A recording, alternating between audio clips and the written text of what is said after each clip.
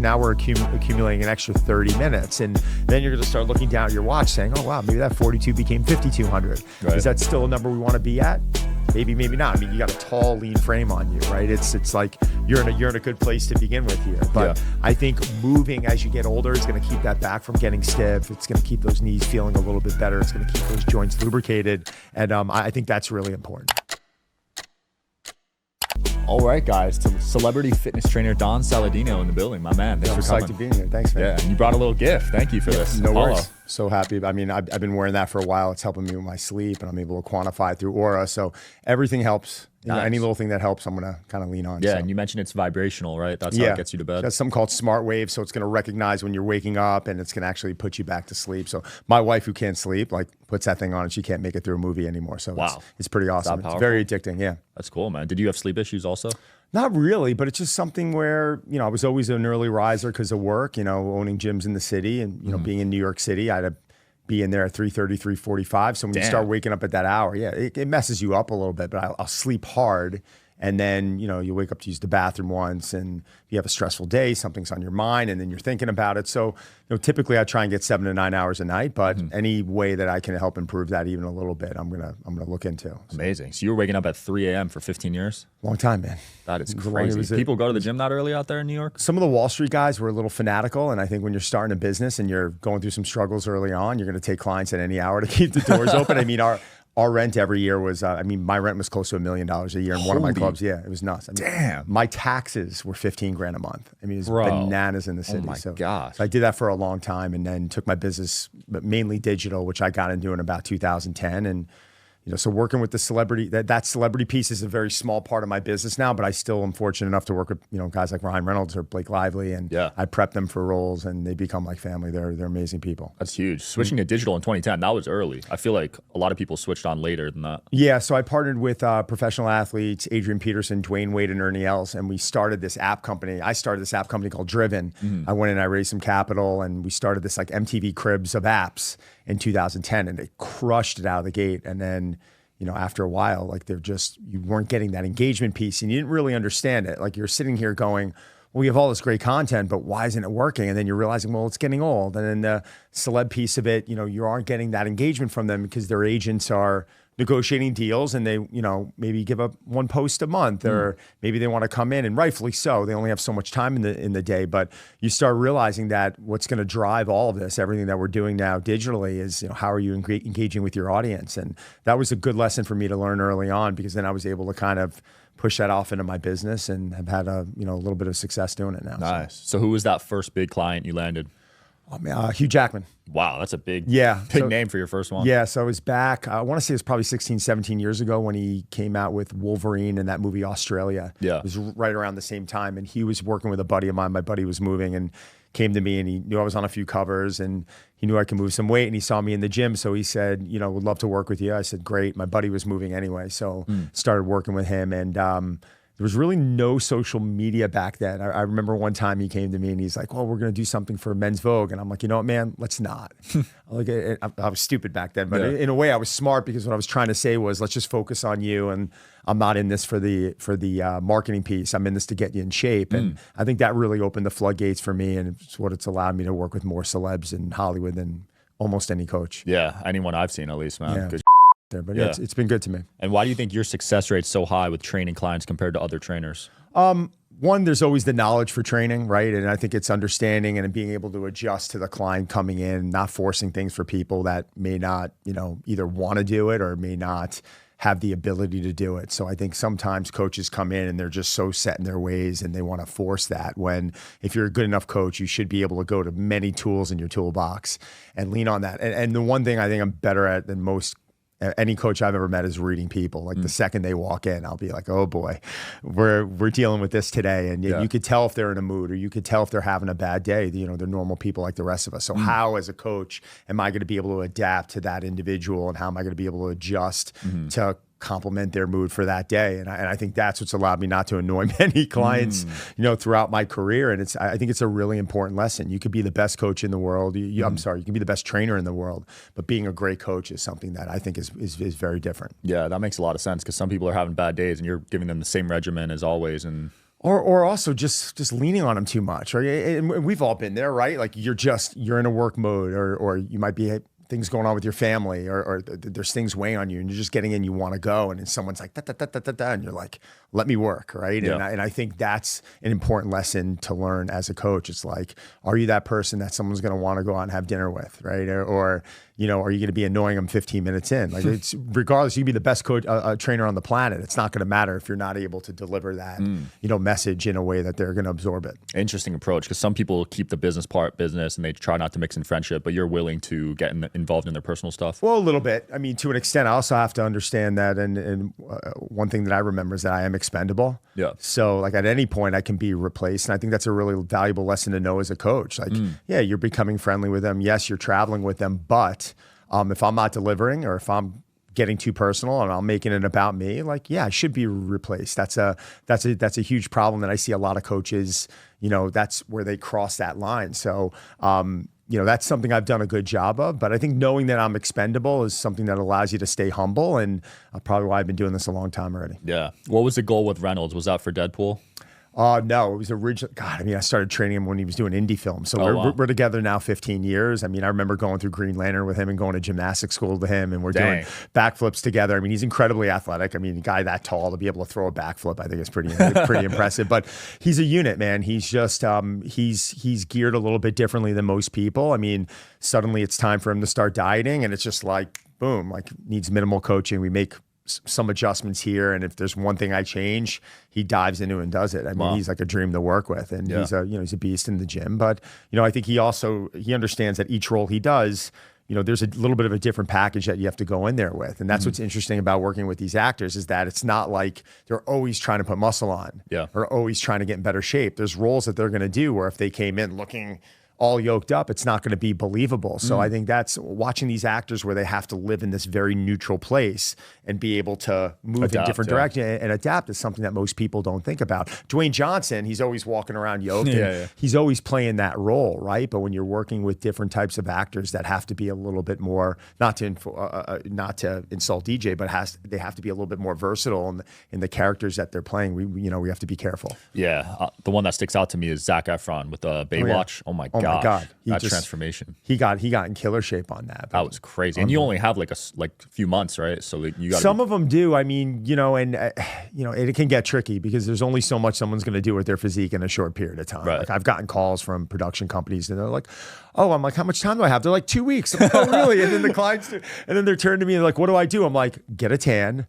Stop drinking vodka for the next 2 weeks. We're going to tighten up your eating. We're going to get you in here 6-7 days a week, and you know, we're going to go in with what we have, and no cheat meals." And they're like, "Okay." And then you're able to tighten someone up in a period of time, but you're not going to take, an actor that's 260 pounds and move them to 215, 220 pounds in that period of time. It's just not going to happen. Absolutely. So you don't drink any alcohol? I do like it on occasions, but no. I mean, with me, I might have a couple beers every few months, but when I start drinking, I get a little bit of anxiety, and it messes my sleep. My heart rate elevates. I'll wake up at 2-3 in the morning. I'm laying in bed. My resting heart rate's up. So that's something where, like, when my wife and I with our kids go snowboarding, and we'll have a couple of beers on the mountain. That to me is cool. But otherwise, not really. I'm the same way. I feel like it's not worth it anymore. I used to pound. Yeah. What would you drink? Vodka in college. Then I switched to tequila. Yeah. But nah, these days, I mean, it's not worth it. I was a rum and die guy. Rum? I was drinking like Captain Morgan, and I used to come out to Vegas all the time, and we would hit that because the caffeine, and it wouldn't bloat you, and it kind of made you. It was tasty, but I mean, man, it puts me in a bad place now. I feel that. Yeah. There's this debate about like diet and lifting and like what's more important. Where do you stand on that side of things? Depends on the goals, right? I mean, my wife, doesn't really train much, and she eats really well, and she's got a great, build on her, and she's lean, and she had 2 kids, and her health markers are good. So that just shows right there, by getting your steps in, you can have a lot of good progress. If you're trying to get on a cover of a magazine, or if you got to get yoked up for a role, naturally we're going to have to train. But there's so many different types of training, and there's so many different ways we can train, and that's why there's not this like set template on the shelf. Like, I've had clients I've gotten ready for roles doing 3 days a week. It's all their body can handle. It's all their schedule allows them to do, and they've had incredible progress on that. So I think that nutrition piece is incredibly important. But some type of tension, some type of resistance, whether you're doing with bands, dumbbells, kettlebells, barbell. I mean, as a B2B marketer, you know how noisy the ad space can be. If your message isn't targeted to the right audience, it just disappears into the noise. With LinkedIn ads, you could precisely reach the professionals who are more likely to find your ad relevant with LinkedIn targeting capabilities. You can reach them by job title, industry, company, and more. Stand out with LinkedIn ads and start converting your B2B audience into high-quality leads today. LinkedIn ads allows you to build the right relationships, drive results, and reach your customers in a respectful environment. You'll have direct access to and build relationships with decision makers. 1 billion members are on their platform, 180 million senior level executives, and 10 million C-level executives. You'll be able to drive results with targeting and measurement tools built specifically for B2B in technology. LinkedIn generated 2 to 5x higher return on ad spend than any other social media platform, and you'll work with a partner who respects the B2B world you operate in. 79% of B2B content marketers said LinkedIn produces the best results for paid media. LinkedIn has been a great platform for me to also find interesting podcast guests. If you're interested, start converting your B2B audience into high-quality leads today. We'll give you a $100 credit on your next campaign. Go to linkedin.com/social to claim your credit. That's linkedin.com/social.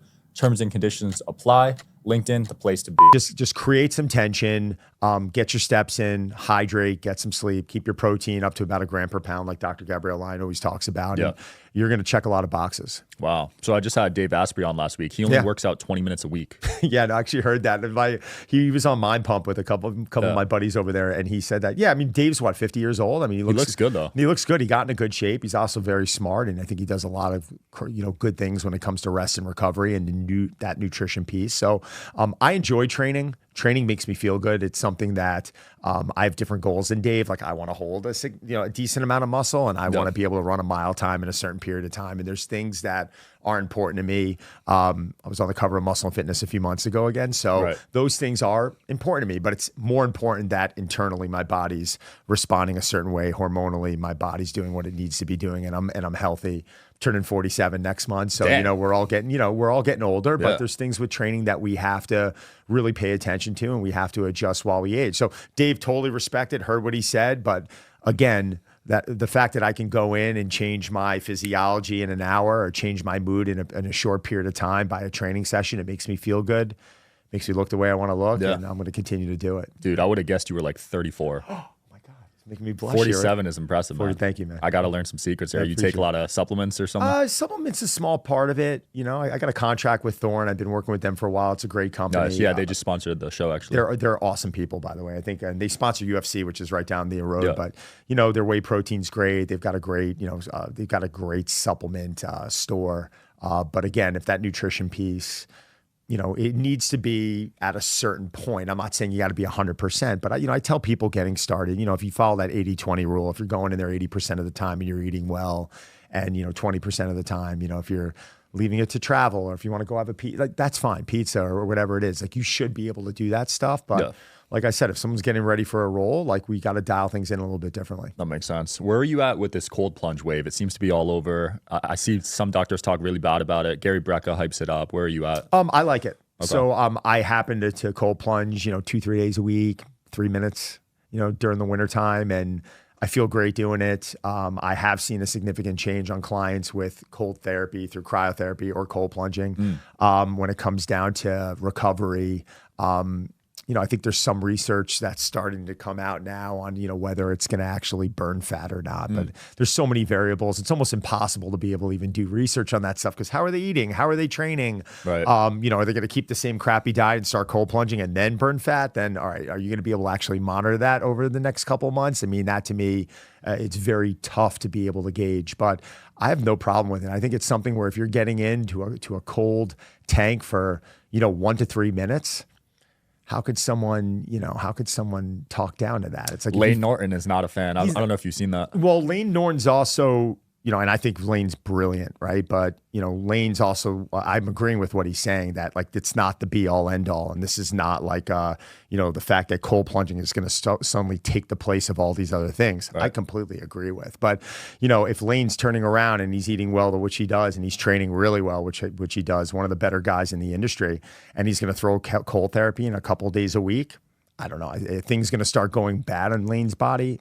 Has he seen that? I'm curious to find out. But from the people I've worked with and the way that I apply it to myself, it is just a small element to everything I do. Yeah. Lane and I will get annoyed with the fact that people are like, they're putting so much weight on it. Right. Like cold plunging is all you need. And oh God, and I'm going to do this for the next 500 days. And suddenly it's going to cure a disease. Like, no, it's not going to do that. But Right. I have seen some great things from people jumping into cold therapy at 3:00 in the afternoon. If they're wanting that cup of coffee and they're suddenly changing their physiology a little bit and getting their body a little bit sympathetic, and they're, waking up and then going into a few Zoom calls, like great. Like I've used it. I've had 2-hour Zooms at 5 p.m. where I'm jumping in at 4:30, hopping in a shower, and then I'm a completely different person for the next couple hours. So I totally agree with what Lane says, because I did see that. But I also think that how you're relying on cold plunging, if you're relying on it the way I'm relying on it, I think it's a good thing.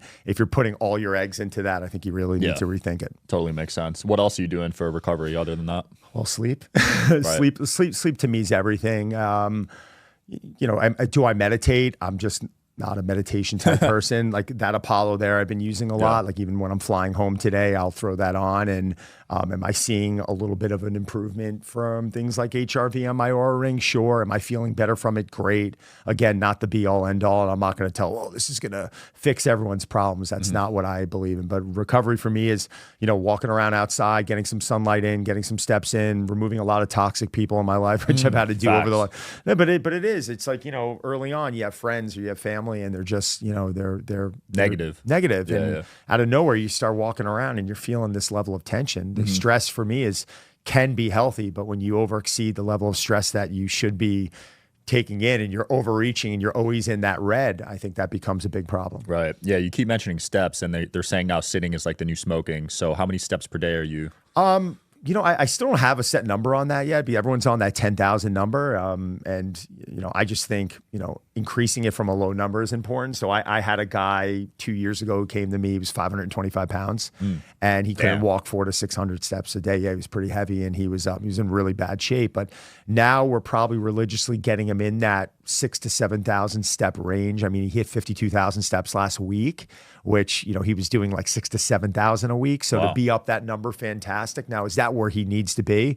I would think in time, I'd like to get him a little bit higher, but I know people who are walking, 15, 20 a day. And I know people yesterday I got 10 in, right? It was a travel day, and I was just happy that I was able to get 10 in. So I don't know if I have a set number on that yet. I think I would normally like to look at how someone's living, their lifestyle, their body composition, their blood markers. And then from there, see how's their digestion, how's their sleep quality, are there periods during the day where they're sitting too much? Can we throw in a 10-minute walk, right? It's throwing that in, periodically throughout the day, I think is really beneficial. Yeah, I definitely want to raise mine. I'm at 4,200, which I think is low, especially for my age. But as a podcaster, and I'm on the desk like 8-10 hours a day, it's tough. Very difficult. I mean, what I would recommend is maybe after lunch, go for a 10-minute walk. Yeah. Maybe after breakfast, 10-minute walk. After dinner, 10-minute walks. Now we're accumulating an extra 30 minutes. And then you're going to start looking down at your watch saying, oh, wow, maybe that 42 became 5,200. Right. Is that still a number we want to be at? Maybe, maybe not. I mean, you got a tall, lean frame on you, right? It's like you're in a good place to begin with here. But I think moving as you get older is going to keep that back from getting stiff. It's going to keep those knees feeling a little bit better. It's going to keep those joints lubricated. And I think that's really important. Nice. How are you measuring and tracking all your health results? Well, I go in for blood work, so I go in Dr. Gabrielle Line once a year, which I know she's been a guest, for you. So we keep our eye on that pretty closely. I also go to a general practitioner once a year, just for just the general guidelines, insurance purposes, and to have that in the book. The physical, just the basics. So I feel like those don't measure that much. No. They don't, but I just do it anyway. Insurance covers it. It's like I just want to make sure I have it in the book, whether that's important or not. I'll do that, and I'll do Dr. G for more of the deep dive. That's how I measure my bloods. But I use Aura for sleep. Really, really like them. It's where I measure my, it's where I measure my steps. I got to get one of those. Yeah, these are fantastic. We can get you one of these. We'll send you one. So we are able to measure steps here, but also looking at sleep quality. I'm not going to say any sleep device is 100% accurate, but we can determine behavioral change. So I think if you're looking at your REM or your deep or your total sleep and you're seeing that number down and you start making change in your activity, like getting away from monitors late at night, or maybe you're eating too heavy of a dinner late at night and you start, or maybe too close to bed and you start backing off and making some change and you see those numbers improve. I think changing those trends, I think, are really beneficial. Yeah, of course. Talk to me about the barn. Oh man. Love it, man. So I owned gyms in the city for 15 years. My 15-year lease expired at 495 Broadway, May 31st of 2020. It was crazy. Wait, the lease was 15 years? Yeah, so I had a 15-year lease at 495 Broadway, and then I had like a shorter, I want to say it was like an 8-year lease at 443 Park They really Ave. lock you in there, man. Yeah, I mean, a little of it was stupidity on my end, but it was also, you know, I was kind of a gunslinger when it comes to business, and I was like, I was a young age, I was like, let's go for it, and let's make this happen. I knew there was a lot of work that had to go into it. So I know when I was starting my clubs in the city, which mainly revolved around golf fitness early on, and then I started working with a lot of these superheroes for roles. There were things with the space that I just didn't like. There were relationships with the landlord that you're never going to like. And I said, man, I always dreamt about building this commercial grade facility in my backyard and not training anyone there, but shooting content, kind of like my own studio, and having guests out there, training them out there, cold therapy, saunas, all this stuff, outdoor jungle gym. And that's what I created. So I built this like $1 million facility that's, you know, 60 feet from my back porch. It's multi-floored, and you've got everything that you can imagine in there. And it's just like a big Shangri-La for me. It's pretty awesome to be able to work and have my podcast area out there and just invite guests, you know, and just have a good time. I love that, man. Gyms are slept on. If you pay for a nice gym, man, it leads to so many opportunities. Oh my God. I mean, it's just, I never understood, like, it's so important to me. So that environment is so important. If you're going into a facility and it's got a poor environment, they got poor equipment, or I just think it's that much more difficult to go in and do what you need to do. But if you're in a place with high energy and good equipment and you want to be there and they're good people, man, sky's the limit. Absolutely. And I'm not trying to hate on any gyms, but I used to go to LVAC out here. Oh, Las Vegas South. Yeah, it's like $20 a month. Yeah, but they're like big. Those are big spots. Huge. Yeah, they're everywhere. But like, it just wasn't quality. And then I joined Lifetime. Lifetime's nice. And I love it, dude. Yeah. And I met some great people. I've had people on the podcast that I met in the sauna. In both the basketball leagues there, and I just have a great time. They have a Lifetime out a couple towns over from me, and it's like, you know, indoor pools in New York. Yeah, so they have a few in the city, but they have some in Long Island. They're great. I mean, they're enormous. Like in Long Island, it's like a city. It's one of the best ROIs I've ever made. Even though it's like $250 a month, which is a lot for some people, just the people you meet and the health, it's great. I heard that was more of a real estate investment, though, on those owners. I wasn't really sure. I never knew how well the gyms did. I was always saying, "Oh my God, like this has got to be a crazy overhead." Knowing what I paid. I wonder if they're actually profitable. That's a good question. Who knows? Because bring the owners on. Yeah, the amount of I know, right? The amount of pools they have and all that other stuff. Well, that's why I would go use it, because I was training. Yeah, I was doing some open water swimming, and there were certain times during the year I couldn't train for it, so I had to go to an indoor pool. And I was showing up to this indoor pool. It was like a full lap pool. There was no one there. I got my own lane. It's nuts. I'm like sitting there like, this is amazing. But how's this place going to stay open? But they've been expanding. It seems crazy. like they're doing great. You know? Yeah, I used to be a runner, and when you get injured, you would have to train in the pool. And I remember doing that in high school. You mentioned. What type of running? I'm just curious. Distance. Yeah, I know you mentioned the mile earlier. What's your best mile? 452. 440. Got you beat. But that was in high school. Man, I was in college. Okay. Oh my God. How tall are you? Like 6'6"? 6'6", yeah. You ran a 440 at 134 pounds in high school. I was a twig. Oh my God. I ran the 452. I was like 219. I was trucking, man. My 800 was my best, though. 800 meters. What was your 800? 159. Oh my God. Yeah, I was a beast, dude. I was literally a twig. I'll show you photos after. That's under a 60-second. Yeah, it's under. It would have been a 4-minute mile if I kept it up for 2. Well, let's be clear. I almost died after that. Yeah, same. After the 452, like that wasn't something I was repeating. I don't understand how these marathon runners are like holding 420s or 430s for 26 miles. It's insane. One of my friends just ran 100 miles this last week. Oh my gosh! And she's an amateur runner, and she actually didn't finish her first time because she had a sprained ankle, and she had to bag out at like 60 miles. Yeah. But to see someone go through 100 miles like that it's nuts. One of the most impressive. But I got injured so much as a runner, man. And I think a lot of it was diet. I was eating terrible in high school. Or eating just fast food. And just the school lunch, which is a whole nother topic. I mean, that's so bad for you. That's terrible. It's like, have you eaten that, or did you pack lunch growing up?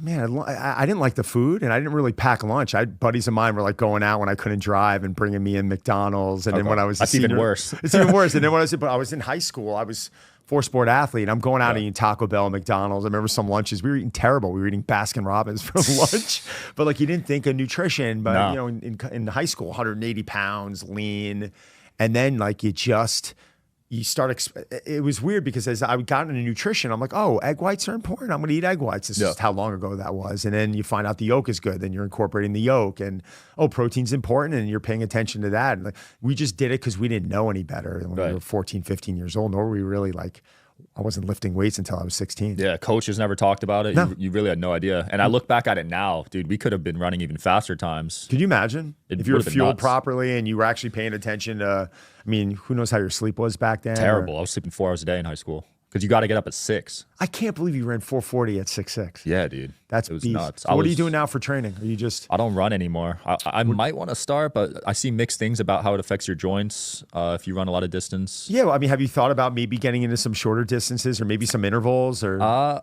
yeah, so Dave Asprey talked about sprinting and how that's really good. So that interests me. And I play basketball, so it's important to be quick. That stop-go is important. But you know what I love about sprinting, and I even incorporate in my programs now, is sometimes we'll just set it up at like 10 seconds on, where we're just trying to get the body to be elastic, almost like you're like your feet are on pogo sticks. Okay. So we'll run on like a motorless treadmill, and we're just trying to be kind of poppy off the belt. Nice. And allowing that body to establish that that speed and that athleticism. You know, you get your heart rate up, you get your body moving fast, and you maintain that running quality. And actually, 9 out of 10 times I go into a workout and I'm like, hitting a specific PR maybe I wouldn't have hit because I feel like my body's awake. Wow, that's awesome. It's allowed my body at 46 years old to feel great. But I bet. There were times where like you're squatting and you're going out running 5 miles and then like your back's sore and your hips are sore. So I think you could still do it, but I think you have to really look at how you're balancing everything else out. Yeah. My main thing right now is increasing vertical. Have you trained any clients in that regard? Not much. Okay.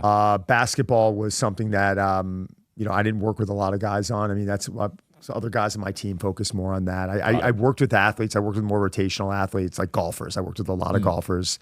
They're doing a lot of back workouts, legs. Yeah, a lot of legs, a lot of separation drills between upper and lower half.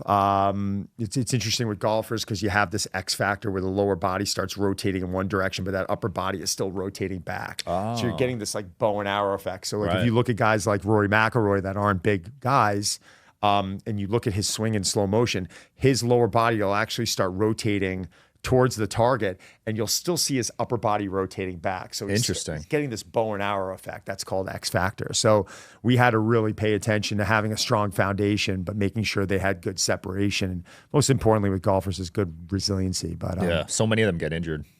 Yeah, but I mean, think about it. I always got a kick out of how Tiger Woods, everyone was blaming his injuries to, oh, well, he runs with work boots on. I'm like, the guy swung a golf club 10 million times. Like, think about if you sat there like rotating 10 million times or whatever it was in his lifetime, like you're going to have some issues. Dude, I get sore after Topgolf.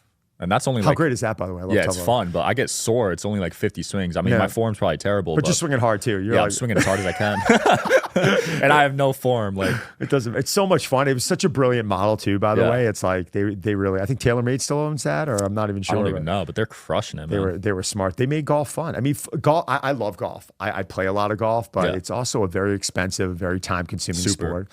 And some clubs just have these rules where it's like, all right, like this isn't what a young kid wants to go and do, and like, going to a public course and spending 5-6 hours out on a course doing something that you suck at is just too slow for me. It's too slow. Top golf is great because short period of time. Yep.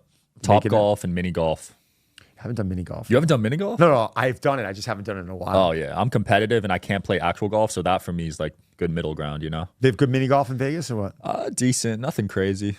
Yeah, I just go to compete. I went to the Top Golf here though. Yeah, on the Strip. Yeah, it's nice. Really, really nice. Yeah, you said 4-sport athlete in high school, right? Yeah. Were you trying to go professional in any of those? Baseball was the sport. I played Division I baseball, so nice. I played at Sacred Heart University for 4 years. Had a great 4 years. Captain for 2 years. It was good experience for me, but it was interesting because as I was playing, at a certain point, I think that whole fitness focus started taking over a bit, and decided to be a coach when I graduated. I didn't even really know what I was going to do when I was in college. I was studying business because I had this business bug and I wanted to be an entrepreneur. It was something I think I always wanted to do, but I didn't even really know about trainers back then. It was just something that it's interesting now because even like doing what I do now, if you went back to me in 1999, you said, all right, you're going to be opening a facility in your backyard and no one's gonna be training there. I'm gonna be, well, how's that possible? Like, you're gonna be online. What's online? It's like, you're gonna have this global business. You're gonna be in over 100 countries, but you're not gonna have to travel much. Well, how's that gonna happen? Like everything that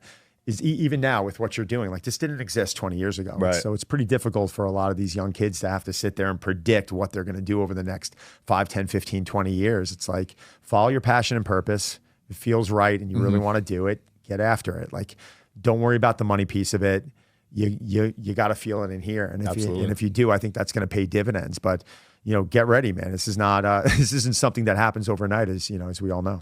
Yeah, the professional athlete route it's got to be the lowest percentage. 100%. It's got to be under like 0.1% of people that actually get there. Right, but even podcasts. I mean, look at what you're doing here. I mean, this isn't something that anyone can just turn around and start. Like you have a team. There's a lot of time. There's a lot of effort, money. There's a lot of things going in, and I'm sure it didn't just start out of the gate, right? No, it took years. People call it because they see it now and they were like, "Oh, that happened fast," but it took me like 7 years to build up my network.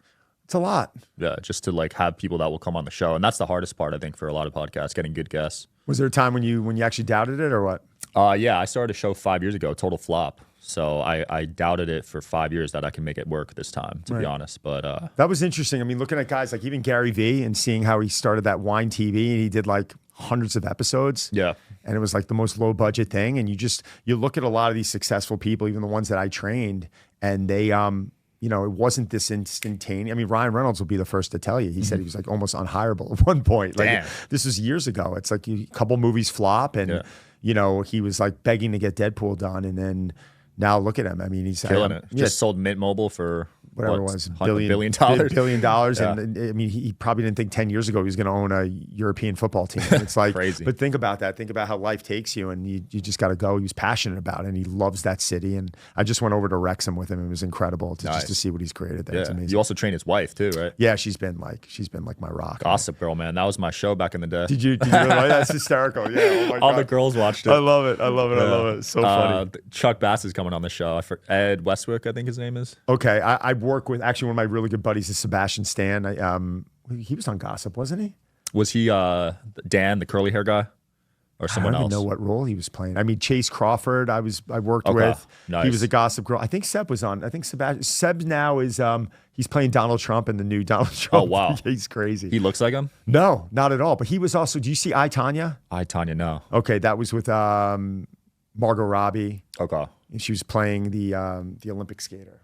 Interesting. But he was in it also. He's been like a very versatile up and coming actor where he plays all these roles. I'm actually really impressed with how he's able. He's a perfect example of someone who's, is playing an Avenger, right? He's Bucky in the Avengers, and then he's playing Donald Trump. Wow, yeah, that's a wide range. Yeah, pretty versatile. Damn, the accent's gonna be tough. Yeah, we'll see. Don, it's been fun, man. Where can people find you? Thank you, man. Instagram, Don Saladino, donsaladino.com. I give away a free program on there if anyone wants access to it. Take advantage of it. Cool. We'll link it in the video. Thanks, brother. Yeah, thanks for coming on, dude. Man. Yeah, absolutely. Thanks for watching, guys. As always. See you next time. Thanks, man.